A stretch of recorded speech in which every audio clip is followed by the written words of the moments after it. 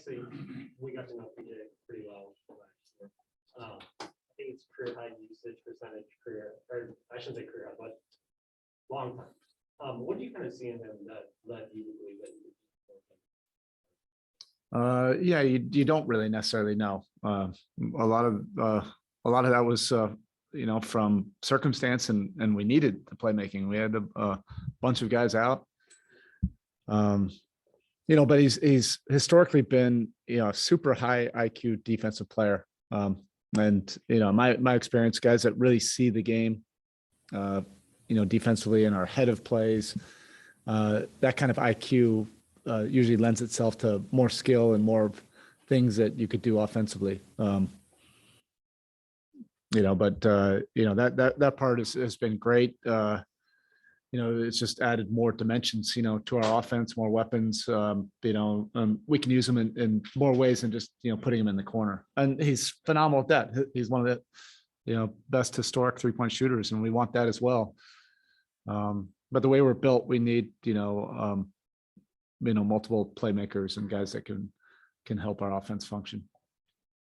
Eric, I know we don't see you all the time, but it's easy to see from afar. You guys have had so many different guys you plugged in with all the injuries you've dealt with, and I've done that in the past. But have you ever had a year kind of like this one where you had to do it as much as you have and had the degree of success you have had with that next man up type deal? Yeah, last year.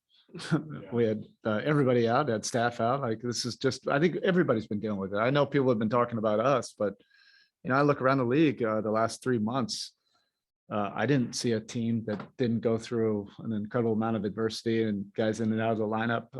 These have been extraordinary circumstances, for everybody in the world, but specifically in pro sports, it's been a different landscape, the last 2.5 years. And we've just been, try to do the best that we can. We have great competitors in our locker room, guys that like taking on, big challenges. So, that helps. Not to oversimplify, but is that what it is? Is it competitive drive? It's a little bit of everything. I mean, you got to have that first and foremost. Players that are really competitive and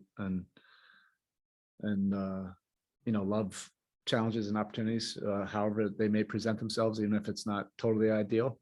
And then just the overall. And we've talked about it a bunch, so I hate even talking about it. You talk about the overall culture of our player development program. That'll get enough people in the league just rolling their eyes. So it's not even worth my time explaining it. Anything else in here? Maddox, go ahead. I will go with Josh Moser, Channel 7. Go ahead. Hey, Coach. Just how much does a game like tonight on the road against a team like this, what do you take away when you talk about the playoffs? Like, how does it help you now knowing what's ahead? All the experiences help you. And I know what everybody wants, and that is partly true, that, these games that, have context and meaning in the standings, and, great respect between the two organizations. We're not downplaying that at all, but it's competition, and our guys love to compete against great teams and see what happens from that. If there's like an incredible dramatic storyline from that to, for the playoffs, I don't want to burst any bubbles about that, but that's not really what we were talking about this morning. All right, Coach, that's it. Thank you. Okay.